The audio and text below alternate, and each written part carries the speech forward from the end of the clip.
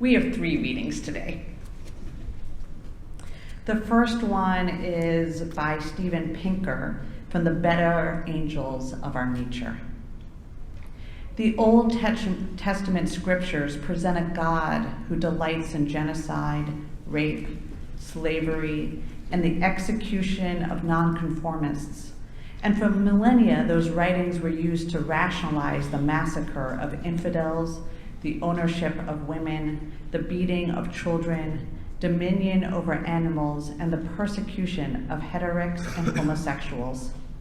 Humanitarian reforms such as the elimination of cruel punishment, the dissemination of empathy-inducing novels, and the abolition of slavery were met with fierce opposition in their time by ecclesiastical authorities and their apologists. The elevation of parochial values to the realm of the sacred is a license to dismiss other people's interests and an imperative to reject the possibility of compromise. The second is by Rutger Bregman from from Humankind, a Hopeful History. To understand where things went wrong, we have to go back 15,000 years to the end of the last ice age. Up until then, the planet had been sparsely populated, and people banded together to stave off the cold. Rather than a struggle for survival, it was a snuggle for survival, in which we kept each other warm. Then the climate changed, turning the area between the Nile in the west and the Tigris in the east into the land of milk and honey. Here, survival no longer depended on banding together against the elements. With food in such plentiful supply, it made sense to stay put. Huts and temples were built. Towns and villages took shape, and the population grew. More importantly, people's possessions grew. What was it Rousseau had to say about this?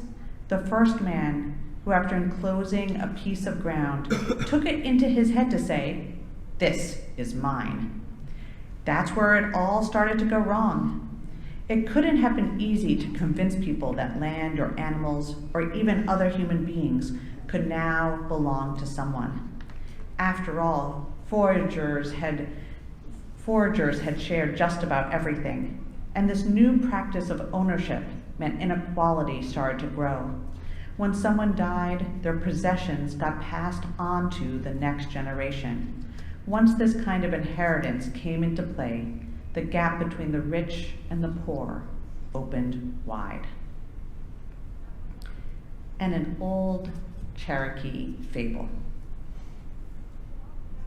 An old Cherokee is teaching his grandson about life. "A fight is going on inside me," he said to the boy. "It is a terrible fight between 2 wolves. One is evil. He is anger and envy, sorrow, regret, greed, arrogance, self-pity, guilt, resentment, inferiority, lies, false pride, superiority, and ego." He continued, "The other is good. He is joy, peace, love, hope, serenity, humility, kindness, benevolence, empathy, generosity, truth, compassion, and faith. The same fight is going on inside you, inside every other person too." The grandson thought about for a minute, then asked his grandfather, "Which wolf will win?" The old Cherokee simply replied, "The one you feed." Rob will never forget that day. And quite appropriate to share those words this morning with what I'm going to share, which I posted on Facebook. I'm starting to lecture more than preach. I don't know. But I like learning and sharing with you the things that I learn. And I try to write out everything so I don't ramble too much. I want to start with telling you a story about my youngest son, Zephyr, when he was 7 years old. I got a call to come to his school, and my mother taught there at the time, and she said, "You need to come pick this boy up." And I said, "Well, what happened?" She said he was kicking the back of a little boy's chair over and over until the little boy was very aggravated and complained to the teacher. And I was shocked, thinking that I did not raise him that way, but then I recalled football and all of the male stuff that we had done, and I realized maybe I had been raising him that way. That was a interesting day for me. I did pick him up and I disciplined him appropriately, but what I found interesting, what gave me pause, was what he said to me in the car. When I said to him, "Son, why were you kicking that little boy's chair over and over?" And he said, "Because I could. Because I could." I've never forgotten that. That was the only time Zephyr's ever got in trouble in school. He's in college now, so we'll see. Because I could. That's what I'm talking about this morning. Violence, bullying, domination happens oftentimes because others believe they can. They're stronger, they're tougher, more dominant, and I can get away with it with little consequences. This has been the story of our world. People with superior size and superior weapons, or perceived better ideology, decide to take another's space, agency, resources because they could.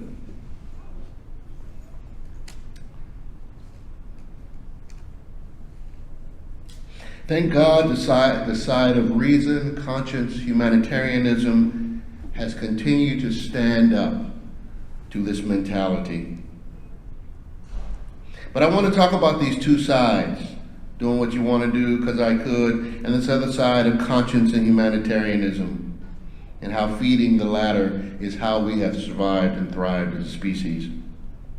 Humans have always been violent when necessary, but large-scale domination, all of the documentaries and books say, did not happen as much when we were hunter-gatherers.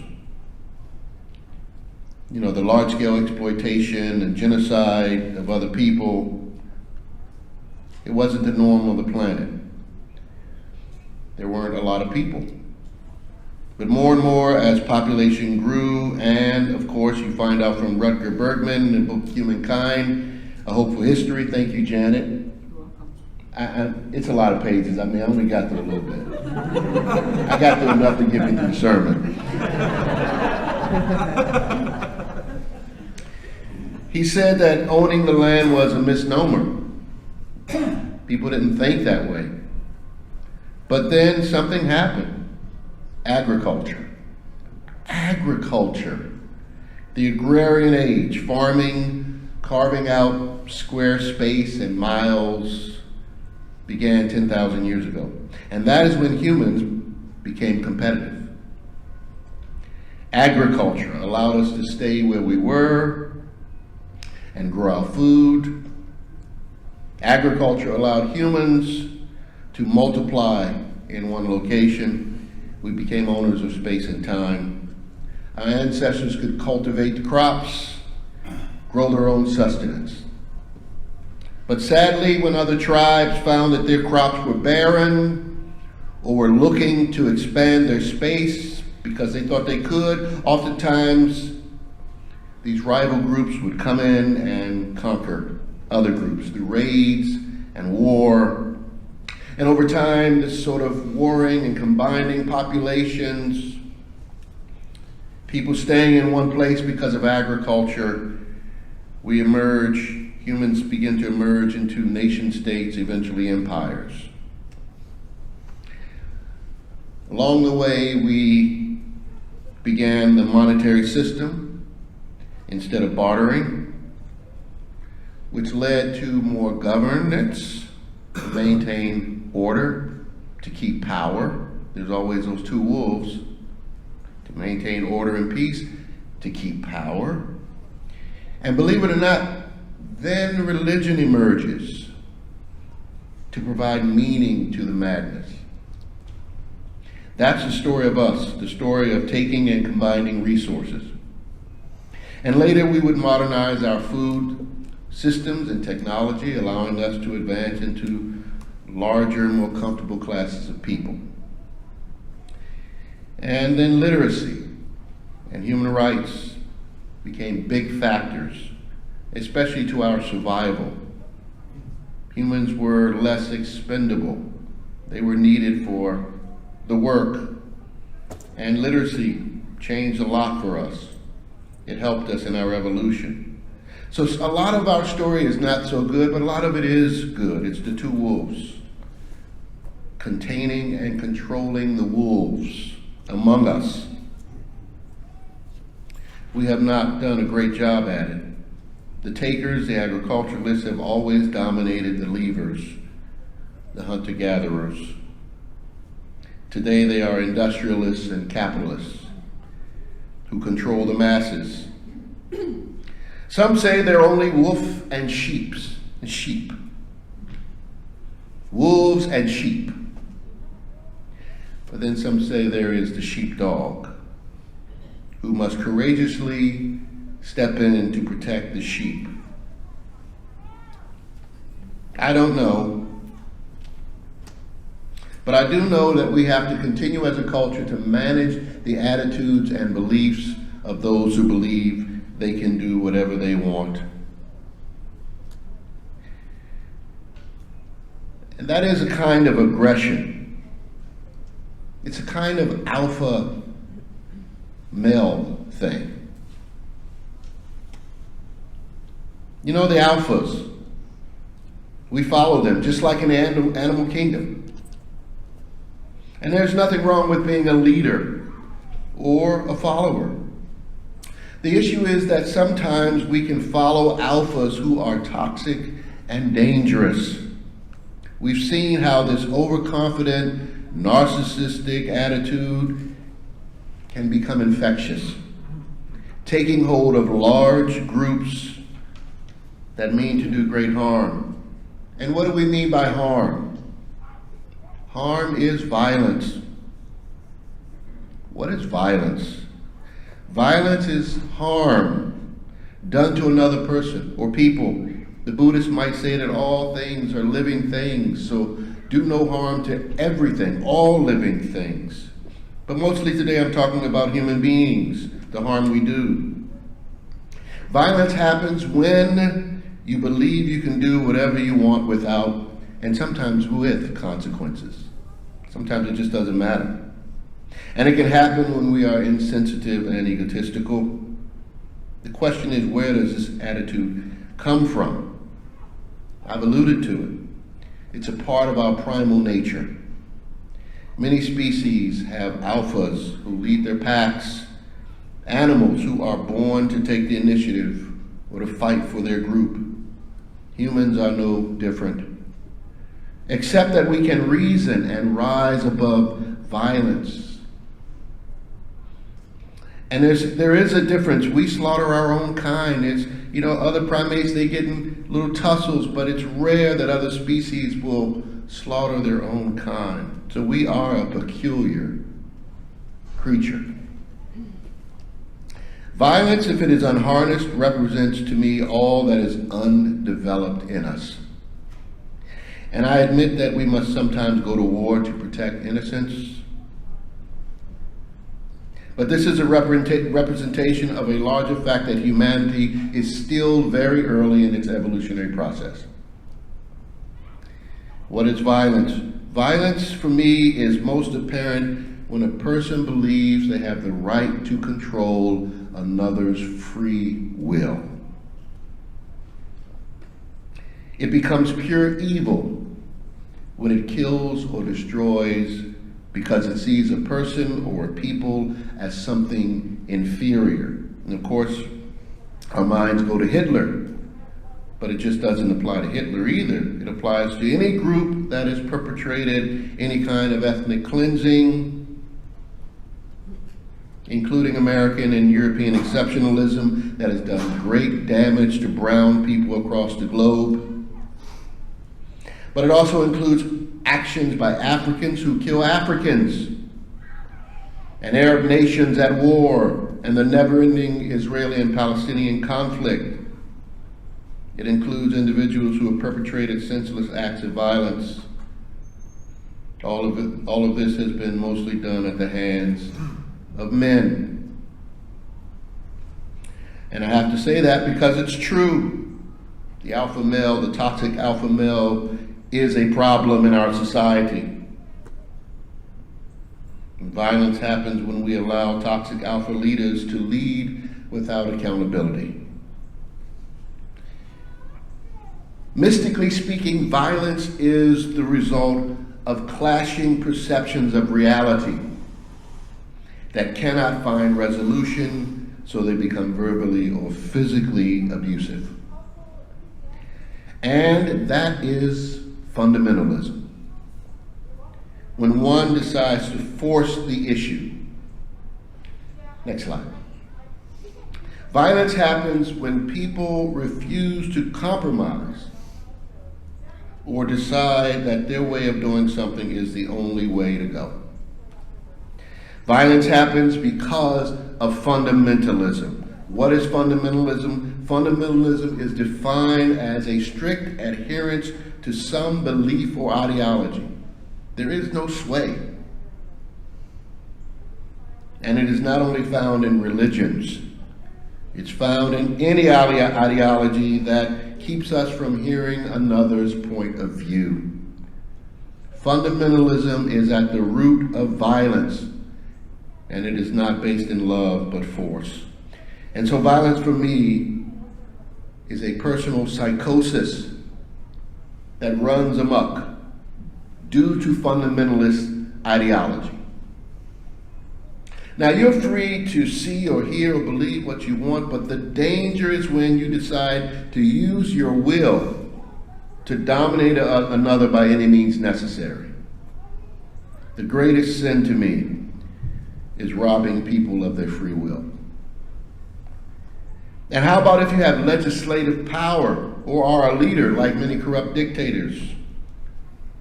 That's when your psychosis can become public and can do even greater damage. That group over there, man, they're taking our stuff. We got to do something, man. They're the problem. Othering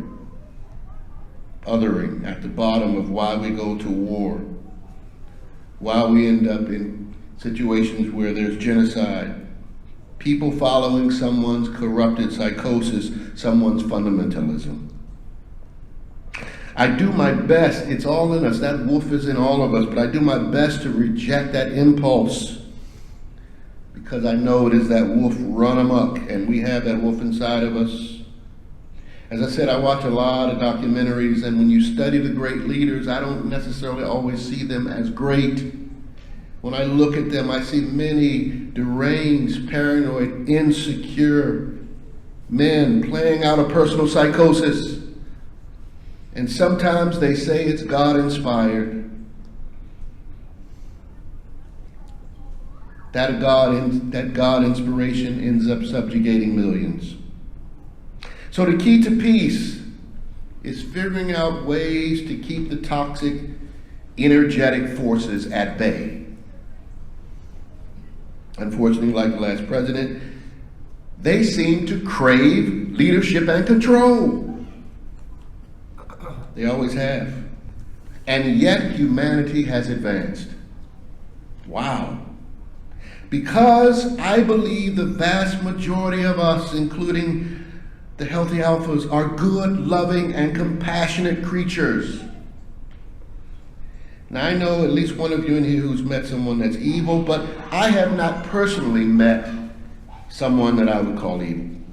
Now, I've read about a lot of evil people in history, but I have not personally met someone evil. I've met a lot of people I choose to keep my distance from. I've met people with sincere intentions who made poor decisions. I've met people caught up in strange karmic cycles of negativity that seem to follow them like the plague. But truly evil people, I have not personally met an evil person. That's been my experience. Now, certainly the media plays this up. It will make you think the world is awful. And as I say, the world is as awful as it is awesome. Keep perspective. And certainly humans have done many bad things, but my everyday experience is that humans choose the better angels of their nature. And that's what Rutger Bregman says in his book, Humankind. Cooperation is what has allowed us to thrive. Next slide. The 3 C's: civility, cooperation, compassion. I made that up, the 3 C's. I didn't want to give him credit for that one. These are where we have evolved in spite of sociopathic leaders. And I know I can see it flashing.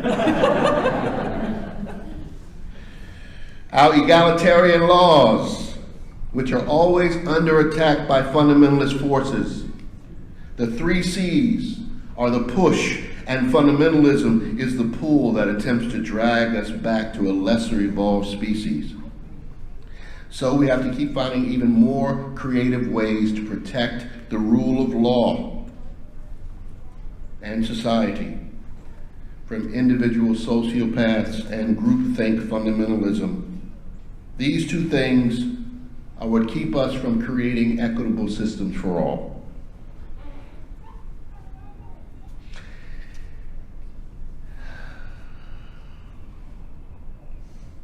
Nonviolence is our way forward. It is practically effective and spiritually sound. Now let us remember that the most successful movements in the world, the ones that have created dramatic social change, have been nonviolent movements. Nonviolence is not weakness, as Dr. King said, because it is based in love, it is based in reconciliation, it is based in the 3 C's. It's a path that reconciles enemies. And for me, it dissipates the negative karma in a tribe or relationships and is able to set a new pattern that can emerge and create something healthy and sustainable. So the goal for us today is to do more of the things that promote the 3 C's: civility, compassion, and you passed the test. Actually, I wrote compassion twice on here, so I had to try to remember. That's right, cooperation. Steven Pinker, the excellent author and researcher who wrote the book, The Better Angels of Our Nature, said that several factors have led us to living in the least violent time in human history today. Does it feel like that? And most of the things have led us to being a more civil society, keeping fundamentalism at bay. He says, and I'm reinterpreting his words, that the wider we draw the circle, including people of color, including women, including LGBTQ, the wider we draw the circle, the faster we speed up the process of our evolution toward freedom.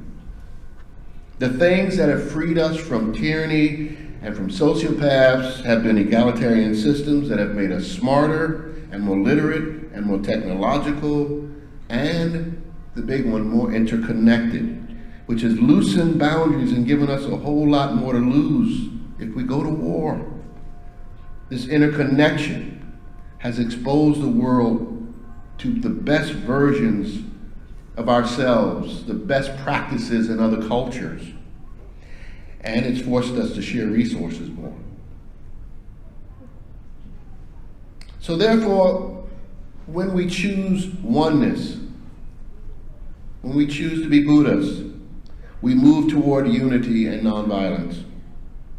Oneness is cooperation, Choosing oneness is civility, oneness is love, and love is what frees us. And what I find interesting in all my reading is that science and spirituality, once again, are converging.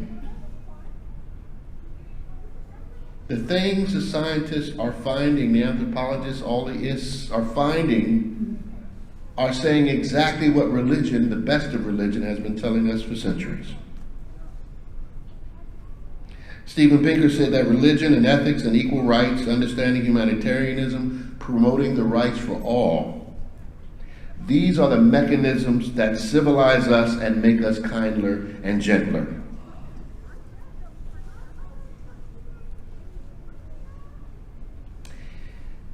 Now, we're always going to have a small percentage of us who are sociopathic and who tend to fundamentalism. But Pinker says these factors that I have named have led us to living in a time in history that is the most safe and least violent ever. Civility, compassion, cooperation are the tools that lifted us out of the agrarian age of aggression toward this new age where we're moving towards sort of technological interconnection. There can be a time where violence is not something we experience on this planet. If you think of where we come from and where we are, I can imagine it. A time where people have a chance to live a good, every person, safe, educated, healthy life with no trauma, with no abuse, where there is no poverty, because poverty creates violence, because there's desperation.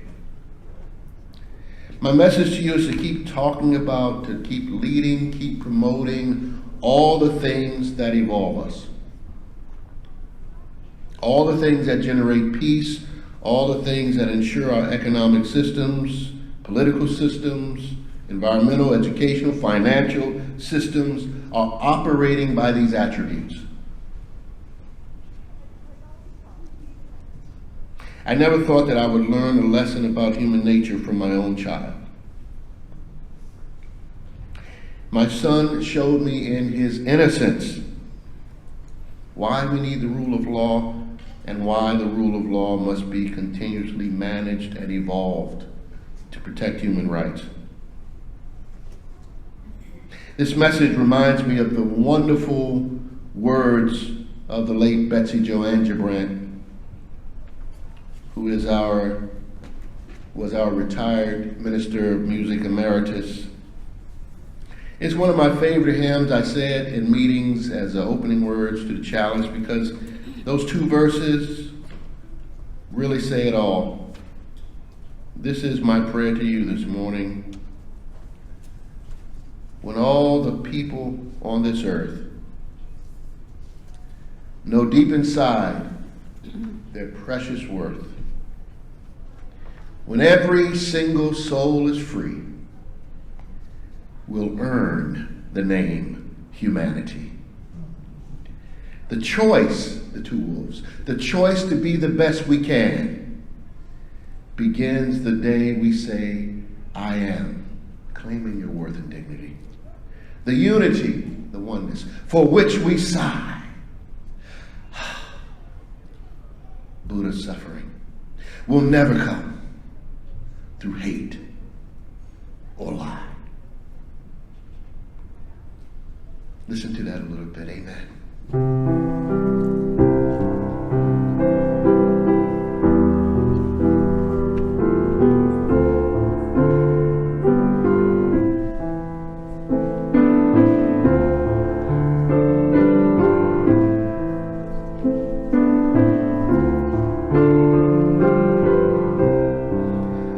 When all the peoples on this earth know deep inside their precious worth, when every single soul is free, will earn the name humanity, the choice to be